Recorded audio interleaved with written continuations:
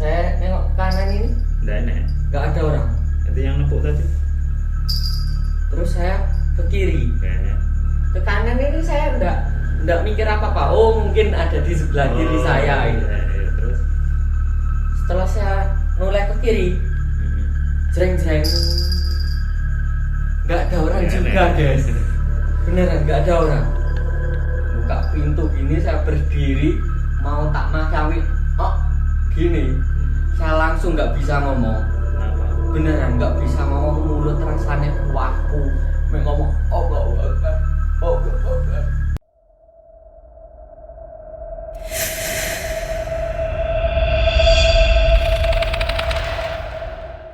Oke, jumpa lagi di channelnya Rasa Misteri, di mana ada rasa pasti ada misteri.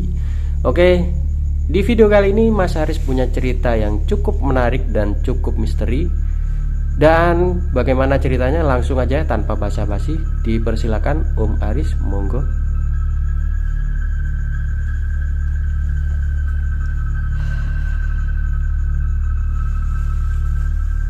Ini saya mau cerita real ini. Jadi saya alami malam Jumat kemarin. Sekarang hari Minggu ya, Mbak? Iya, berarti masih fresh nih Om Masih ceritanya. fresh ini. Benar-benar real. Kemarin. 3 kejadian. Kemarin apa? Wih, ngeri. 1 hari 3 kejadian. Kemarin Jumat. Kemis.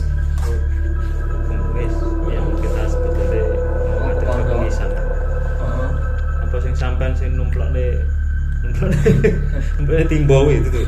bukan. Oh bukan, sehari setelahnya berarti. Yo pas itu sampai sembuh nanti.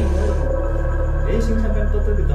Iya. Bawa kocar kacir gitu. Oke. Wah, iya wis. Gimana tuh ceritanya Om? Gimana? Ini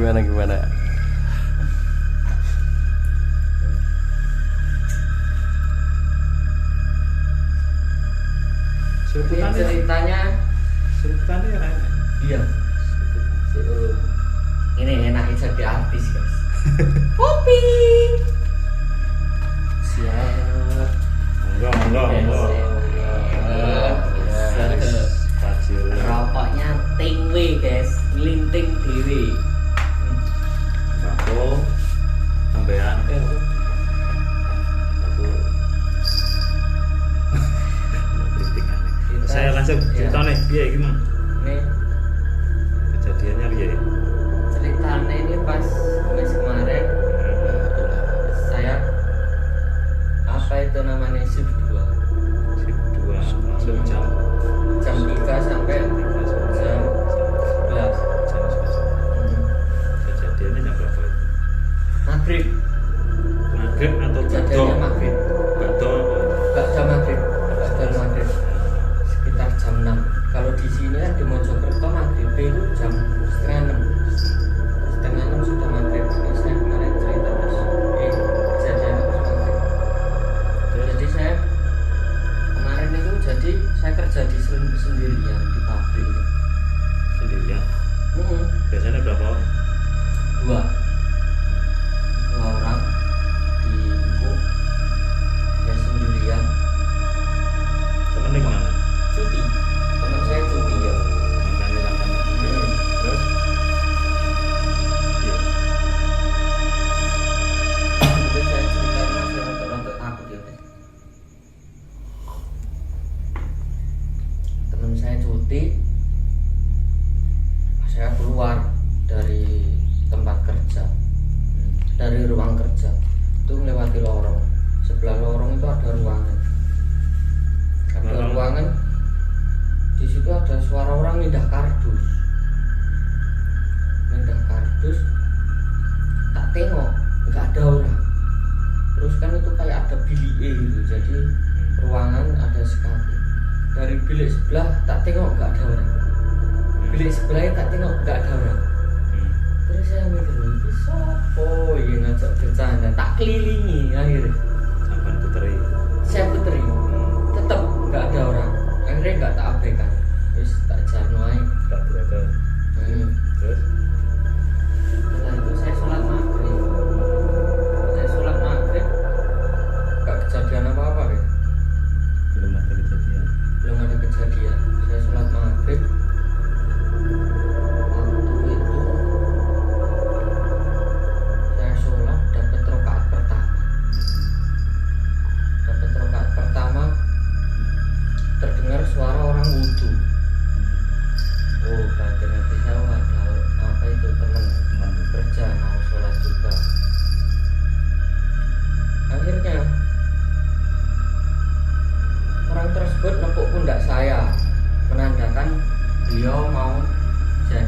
makmum, saya jadi imam akhirnya. Saya sholat tanpa ada apa itu rasa apa-apa, nggak mikir apa-apa juga. Saya sholat, saya salam ke kanan, salam, nggak ada orang. Ini Gak usah tanya. Sampai ditepuk itu pada saat rakaat kedua. mau masuk kedua Berarti setelah rakaat pertama. berarti dia masuknya kan rakaat kedua ya. Oh, Kalau sampai salam, mestinya dia kan kurang satu. kurang satu. Tapi setelah sampai salam, Saya nengok kanan ini enggak enak. nggak ada orang. Berarti yang nepuk tadi Terus saya ke kiri, kayaknya. ke kanan ini saya nggak mikir apa-apa. Oh mungkin ada di sebelah kiri saya ini. Setelah saya mulai ke kiri, jreng-jreng, nggak ada orang juga guys. Beneran nggak ada orang. Nah, terus batinku, wah lagi kira aku apa itu jadi imam jin. Kayak gini, beneran ini, real bisa nyata beneran. Di situ saya Makan juga. makan di kantin punya temennya, di kantin itu. Kita Makan biasa, nggak ada kejadian apa-apa. Saya balik ke ruang kerja.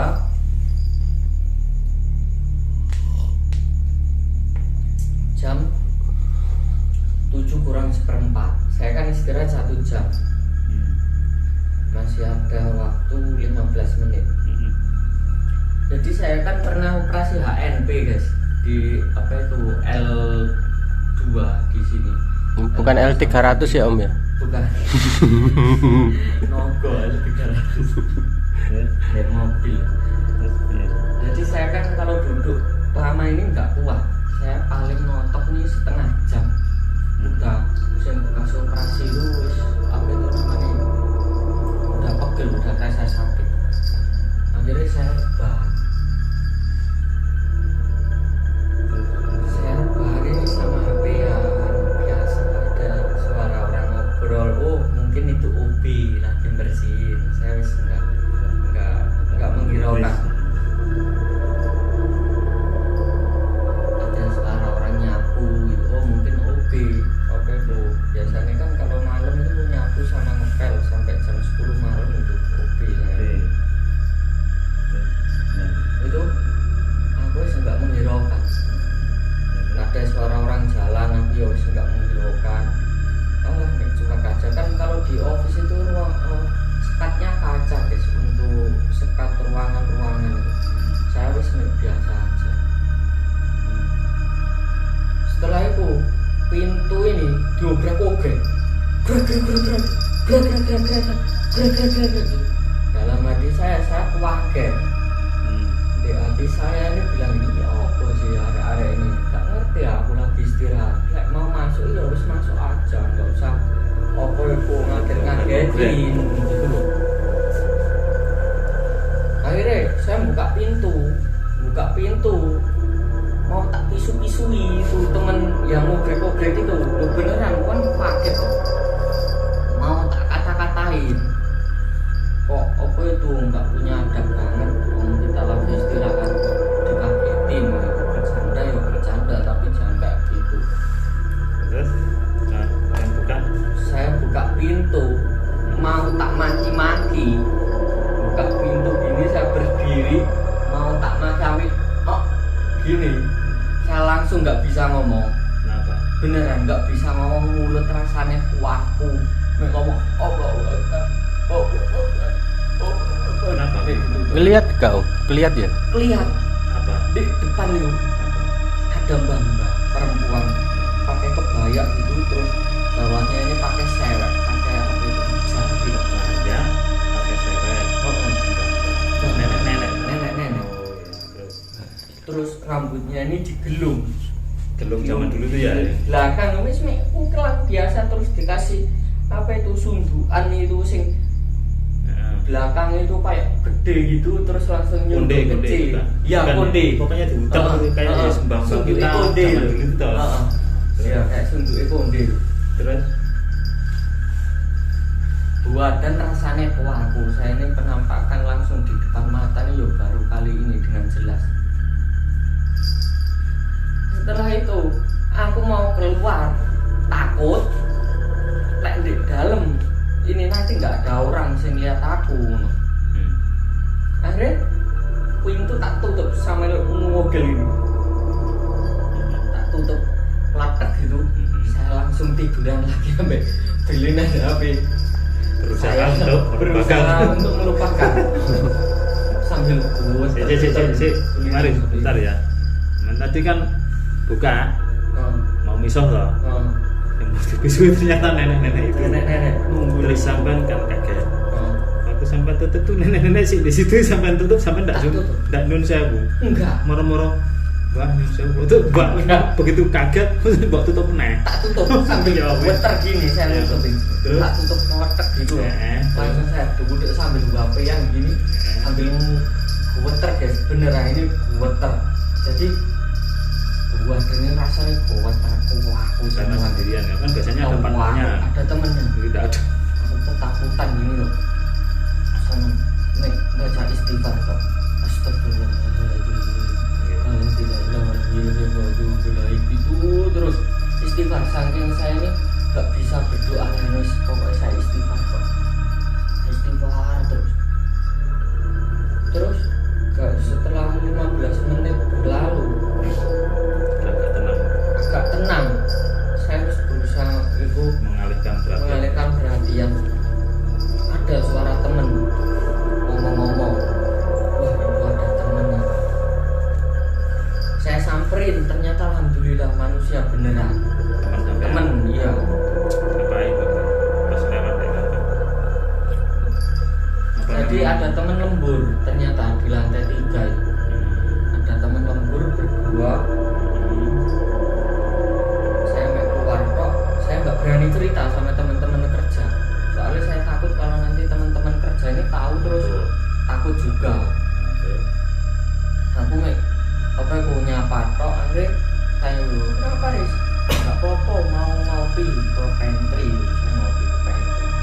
Langsung saya menenangkan diri ya. Seperti itu. Saya ngopi gitu, akhirnya saya lega. Saya lega. Itu jadi kejadian yang kedua ya. Ketiga yang penampakan ini.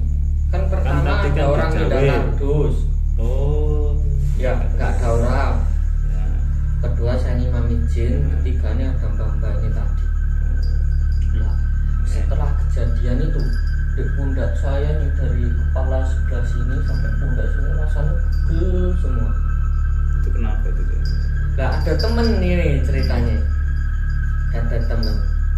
Namanya ini Cak Benu. Cak Benu ini dia tahu masalah kayak gitu-gituan. Terus aku cerita. Di sini penguasanya ini siapa? Ada mbak-mbak perempuan. Iya, kok tahu kamu Pak Aris? Tak ceritain kejadian. Akhirnya dia ketawa. Lah itu kodamnya masih nempel di pundaknya sampean katutan gitu. Terus gimana? Saya ini wis menjawabin Allah, aku utang aku tim ini saya wis nggak ngereken intinya ya wis aku nggak ganggu mereka. Itu tapi nempel di pundak sampean. Akhirnya saya ini nggak sengaja dan ngomong gini kok, Allah la ilaha illallah. Saya begitu kok. Terus yang sebelah sini saya juga Allah la ilaha illallah. Pun Pak Benu ngeten iki mawon pun mari gitu. Saya bilang sudah Pak Benu gini aja wis ibu intinya saya nggak ngurus mereka, saya menanggung Gusti Allah saya gitu. Ya, terus Tiba-tiba ini pegel ini hilang tidak? Sini pegel sini hilang, pegel sini hilang semua. Akhirnya Pak Benu ini cerita asal usul di situ. Lah saya tanya, di sini dulu ada sumurnya Pak Benu, sumurnya di mana? Tapi sumurnya ini bukan sumur bor, tapi sumur duduk yang bulat segini loh. Jadi sumurnya dilubangi loh. Sumur zaman dulu kan bukan sumur sing bor. pakai timbul Iya, juga. pakai timbul dikerek gitu. Itu sampai tanya ke Pak Pak Teguh menceritakan. Saya tanya, Berarti sampai tahu. tahu, Tahunya dari mana? tahunya itu ada apa Firasat. itu namanya, kayak orangnya itu ngomong tapi mbak itu ngomong tapi dengarnya ini bukan di telinga, anehnya guys. Jadi makhluk gaib itu kalau berbisik dengarannya bukan di telinga. Jadi intinya sampean tahu itu karena ada firasat, ada Oh. isyarat kalau di sini itu dulu ada sumur Pak Menur itu. Iya. Terus itu gimana? Nggak bener loh, sampai nggak tahu kok main ngomong ke aku cerita kayak gitu. Terus akhirnya ya itu terus Pak Beno ini apa namanya cerita ada satu lagi Pak Aris di pojokan sana ya di ruangan saya itu guys, pojok kalau kita madep ke barat itu di pojok kanan. Jadi ngendi lu luar kulon lah. Di pojok situ. Sumurnya. Oh bukan, itu ada penunggu lain. Sosok ini orangnya tinggi besar, rambutnya panjang. Laki, Gimana? laki atau perempuan? Perempuan. Dua-duanya perempuan kan? Iya. Akhirnya ada di situ. Saya cerita gitu lah, teman saya kan ini saya ketemu Pak Benu kan hari berikutnya pas hari Jumat. Teman saya satunya lagi langsung nyeletuk loh. Biasanya itu berarti Pak Aris yang biasanya kalau malam Jumat ini rambut panjang tuh. Pak Benu langsung ketawa dia. Oh iya memang itu tempatnya di situ. Jadi di ruangan tempat kerja saya ini saya sering nemuin sehelai rambut panjang. Sehelai Selai, atau banyak? selai, Sehelai toh. selai Pak. Lah, Warnanya putih ya Om ya? hah? Warnanya putih. Iya. Nah di ruangan saya itu pada perempuan nggak boleh masuk. Yang di ruangan sampean itu Perempuan nggak boleh masuk. Kalaupun masuk harus pakai apa itu namanya hairnet untuk nutupi rambut semua. Dan waktu itu tuh di ruangan saya memang jarang ada perempuan masuk, apalagi perempuan yang rambut panjang itu nggak ada di teman kerja saya. itu karena SOP-nya perusahaan. SOP. Oh, jadi bukan karena peraturan ritual yang Bukan. SOP ya. SOP. Akhirnya nemuin itu, nemuin rambut, diceritain akhirnya ya wis diceritain karena apa bu di sana memang ada penunggunya sosok yang rambutnya panjang. Nah ada temen OB satu lagi tuh pernah dikasih lihat penampakan yang rambut panjang. Nah teman saya OB ini sampai sekarang ini kalau kerja dia nggak mau di office, terus untuk shift 2 dia nggak maunya shift 1. Saking takutnya. Iya sudah pernah penampakan itu tadi. Berarti memang bukan Mas Aris saja yang tahu ya ini berarti. Ada beberapa orang yang tahu intinya ya. Berarti Mas Aris, Pak Teguh, OB, Iya 3 orang. 3 orang. Satu lagi tadi temennya. Teman saya itu cuma nemuin rambut toh. Oh, berarti 4 tapi yang satu cuma menemukan. Iya nemuin rambut toh. Terus akhirnya ya wis sampai di situ ceritanya ditemuin mbah-mbah itu tadi. Terus pengalaman luar biasa benar-benar nyata di depan langsung. Untungnya saya ini mbahnya ini nggak menghadap gini. Saya disingguri jadi saya menghadap ke sana baik juga ngadep ke sana nggak ada hadapan gini nggak jadi posisinya. Itu yang nyaman buka pintu tadi. Yang buka pintu. Kebayanya warna hijau ya Om. Kebaya warna hijau. Ini mungkin karena visualisasinya sampai ke Om Rizky ya. Jadi bisa tahu. Sebenarnya orangnya udah di samping. Sampingnya siapa? Samping Om Aris. Oh, ada di situ. Makanya kok bisa tahu sampai visualisasi. Kayaknya bajunya bisa menggambarkan gitu ya. Tapi bukan yang rambut panjang ya. Yang Bukan. rambut putih tadi ya. Makanya tadi sebelum Om Aris cerita, awal-awal cerita memang udah ngerasa sih kalau dianya ada Jadi samping, tapi nggak terlalu kuat lah energinya, cuma ya bisa ngerasain aja gitu. maksudnya nggak marah. Enggak. Cuma dia pengen tahu kok dicontoh atau apa. Ceritanya itu Pak. Nggak banyak cerita apa nggak banyak ngomong sih Om saya. Soalnya energinya ya cukup kuat juga dianya. tapi ya nggak galak lah intinya. Cuma ya kalau orang sih rumahnya memang ada di situ, memang dianya menunggu di situ. Jadi kalau seandainya dipindah atau dianya mungkin nggak mau dipindah. Berarti itu memang penghuni sebelum bangunan itu didirikan mungkin ya rumah itu. Iya. Mungkin sedikit gambaran ya Om ya, yang saya tangkap di situ sebenarnya ada rumah joglo tua yang sebelum pabrik Om Aris dibangun ya Om. Sebelumnya di situ ada rumah kayak joglo tua. Di situ ada kayak nenek-nenek satu. Terus di sampingnya memang ada sumur besar. Nah itu sumurnya kan kalau sumur orang zaman dulu kan memang sumur duduk. Tapi itu lebar banget loh Om.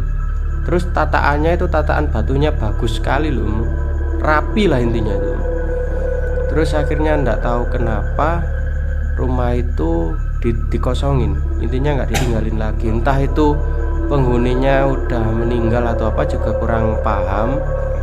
Ya akhirnya dibuat lahan kosong. Udah dirobohin. Cuma kan memang kita beda alam ya Om ya. Kan kalau barang-barang kayak gitu memang kalau udah ada ya udah ada, nggak mau dirobohin atau nggak mau dipindah. Rumah itu bentuknya spiritual. Untuk sekarang sih spiritual Om. Tapi dulunya ada memang ada. Di situ memang ada rumah satu, terus kayak ada hutan-hutan gitu loh, di tengah hutan intinya. Kan di situ masih hutan asli kan Om untuk daerah pabriknya Om ini.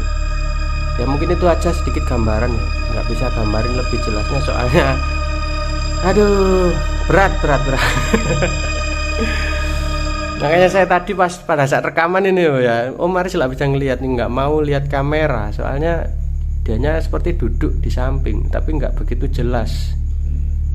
Mungkin kalau ini ya apa viewer atau penonton yang memiliki indera penglihatan bisa tampil barangkali ya. Mungkin bisa memvisualisasikan mungkin juga. Kayak mungkin video saya yang foto itu ya. Meskipun hanya foto, tapi yang memiliki kemampuan itu bisa melihat auranya walaupun sampai begitu ya. Iya mungkin bisa.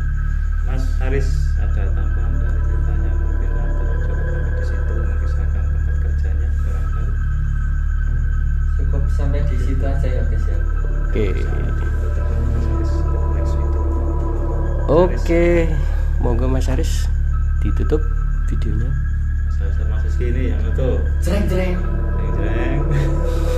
Oke, sekian dulu ya video dari Rasa Misteri, dan jangan lupa subscribe channelnya Rasa Misteri dan like semua videonya dan share ke teman-teman kalian ya sebanyak-banyaknya, karena banyak lagi cerita yang akan kita ceritakan. Oke, sekian dulu ya video dari kita Rasa Misteri. Sampai jumpa di next video selanjutnya.